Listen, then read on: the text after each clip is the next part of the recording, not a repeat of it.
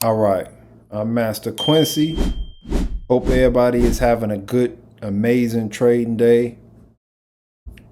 I want to do another video on trend lines. Remember, there's no one video that's going to be able to help you get to the next level. When I first started in trading, oh man, I'm talking about I looked at thousands and thousands of different YouTube videos, but I never focused on one thing at a time. I always focus on one thing at a time.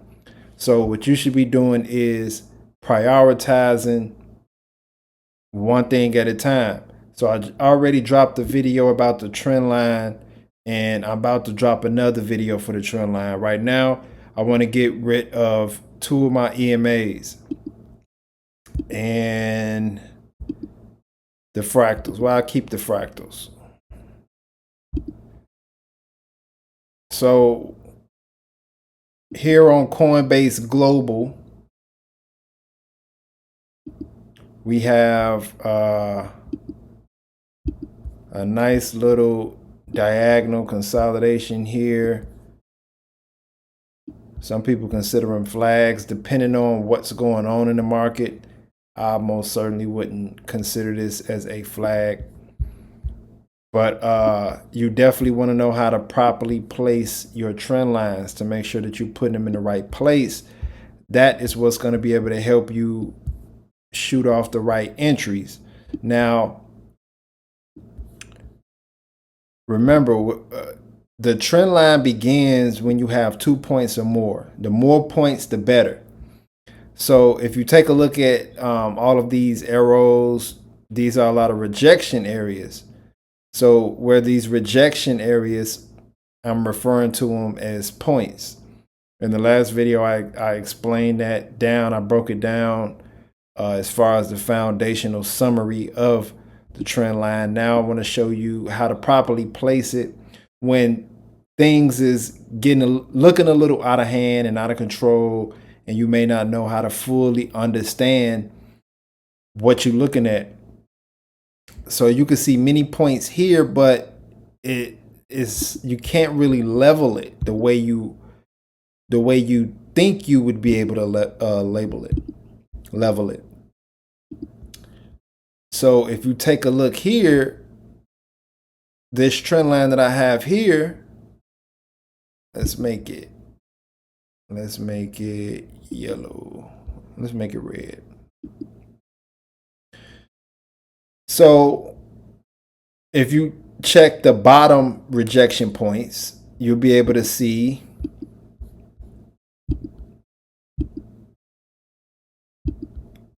give that 2 pixels. You'll be able to see two clear points. And that's perfect. That's exactly what you want to go off of. So now this helps you figure out where exactly you want to put the top trend line. Now, the top trend line with all these points here is kind of confusing. Like, you're thinking like, well, what do I go off of? Do I go off of that? Do I go off of this? Do I do it this way? No. And this is where the trend line can become a little confusing. So what you would want to do is go off the most clearest points you see, with it being leveled with the bottom trend line as close as possible. So when you're examining this, what you should be looking at is, how can I level this top trend line with the bottom trend line? How can I level it? So that way you'll know exactly where you would place it. So right there is just about as level as it's going to get. And I went off of these points here, 1, 2, 3.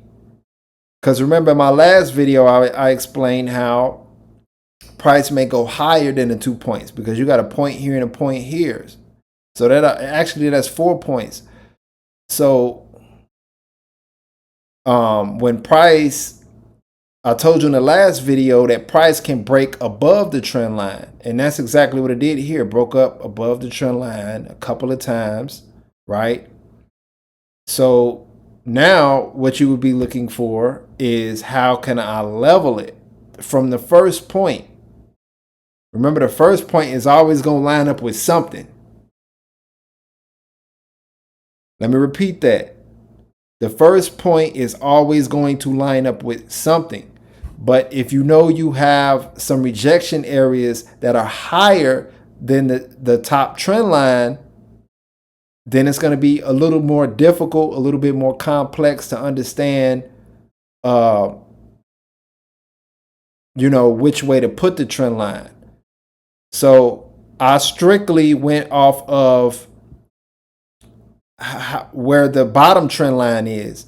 Because remember, the trend line needs to be parallel with the other trend line. It has to be as parallel as possible. You do not want to be focused on trying to figure out which point this and which point that. Because as long as you have the top trend line as parallel to the bottom line as possible, then you go accordingly with those points, because you're going to have rejection areas a lot of the times that goes above the trend line. So that's one of the most key things I wanted to expose to you in this video. Now, key entries. Well, where would the key entries be? Well, we already know that once price came here and rejected at the even playing field, as price went up, that can be a good entry, a good quick 2 minute, 1 minute entry, depending on what time frame you're using. We're just going strictly off candlesticks, so there's really no point into it. Really doesn't matter what trend line I'm using. Just think of every single candlestick as a 1 minute time frame. So as we go in deeper, one of the main things that what you're going to be expecting is for price to reject the trend line, whether it's the bottom of the trend line or the top of the trend line. You're looking for price to reject those areas. So now the second move you're looking for is a clean breakout with strong momentum. And of course, you're looking for price to pull back and go up some more. In this case, it didn't happen. We had a clean breakout. Here is a good area for quick entries, but that can be risky. That's not a move that I make no more than 50% of the time. Like if I see it, I'm not going to just react in on it. See, what a lot of people do is they react on everything they see. That's why it's hard to find success in trade, because you're just going off every single move. If everybody went off every single move, then everybody be winners. If it went like that, but it don't go like that. So you had a lot of momentum that pushed past this level, pushed above this top trend line, and I never go in for this entry more than 50% of the time. So sometimes I'm gonna see it, look at it, and be like, oh, okay, I could have went in, or I'm glad I didn't go in. Right? Those are the two things I'm gonna be saying 50% of the time. Now, here's an interesting thing to see, because I would treat this like going off from a technical analysis standpoint. I will be looking for pretty much that liquidity sweep. And how you identify that is, after price broke above this trend line, you would treat it the same way if it was a distribution phase or an accumulation phase. I'll be doing some future videos on that, because that's the foundation of my analysis. So when price rejects, remember, most retail traders are going to expect price to continue to go every single time. That's what people are going to do. People are going to think, oh, it's breaking out. Yep, it's time. And then when you lose, you're like, oh, it's a scam. because you just don't know what you're doing. So don't make that move all the time. That's my point. I always expound on things. You know, some people learn fast, some people learn slow. Some people like to learn fast, some people like I learn fast, but I like to learn slow. I would like to make sure that I know every single detail.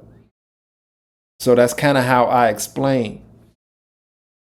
So when price reversed from here, your next best move is going to be when price breaks there's a lot of momentum pushing right back inside of this little zone here. That's why I like to have the trend lines as parallel as possible, because if price comes back down and have that strong reverse, there'll be some nice moves to make. You always want to wait for it to pull back, because like I say, even though price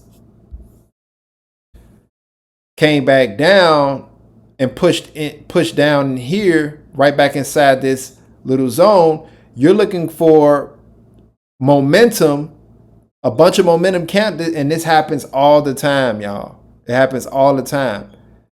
If there's all momentum in here, you better get in somewhere in here. That's going to be the best move that I've shown you so far. So I've shown you here's a good entry here. That's for quick 1, 2, 3-minute trade, depending on what time you entered. And then price here, which is a move you would do 50% of the time. You don't do this move every single time, over and over and over again. And then when price goes up here, it comes back down. Now you're looking for a break.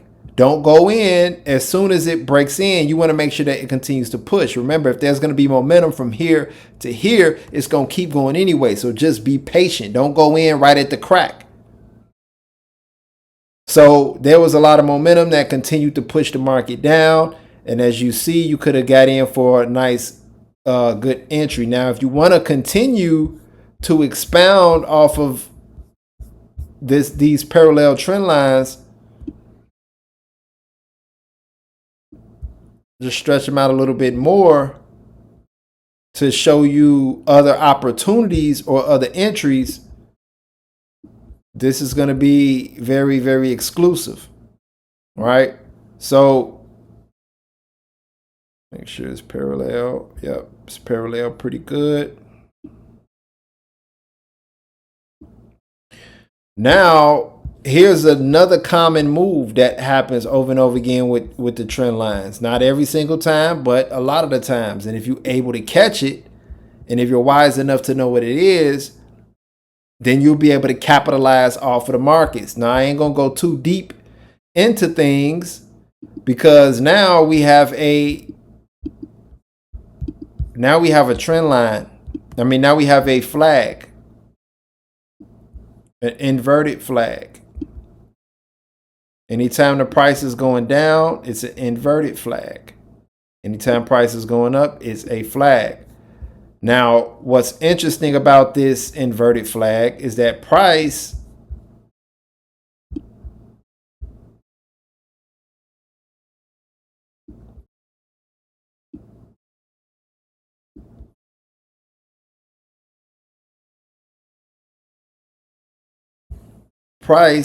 went up, created that inverted flag, and you're expecting price to go back down and going down for a long time, not a short time. That's what you're expecting to happen. And here's a good example. Now, what's interesting is where this flag is placed. It's placed right after price cracked below the bottom trend line. Soon as price broke below the bottom trend line, you can start to see price work its way down. Now that's when you would want to go in for longer entries. Now, me personally, most of the time, I'm going to wait and be patient for the strongest candlestick, or the candlestick that has the best conditions. A lot of momentum, a lot of pushing, a lot of volatility. So those are the things that I will be looking for as price continues to go down. And by the looks of it, These three candlesticks here, one of those would have been the best candlestick to go in for a 1 minute entry on.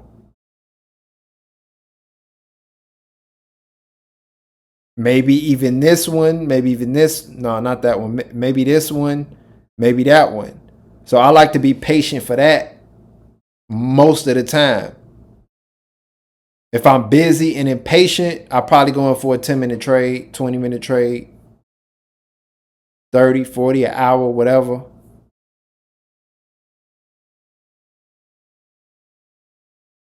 Appreciate y'all for tapping in. If y'all want me to drop more content like this, make sure you like, comment, share, and subscribe. I'm out.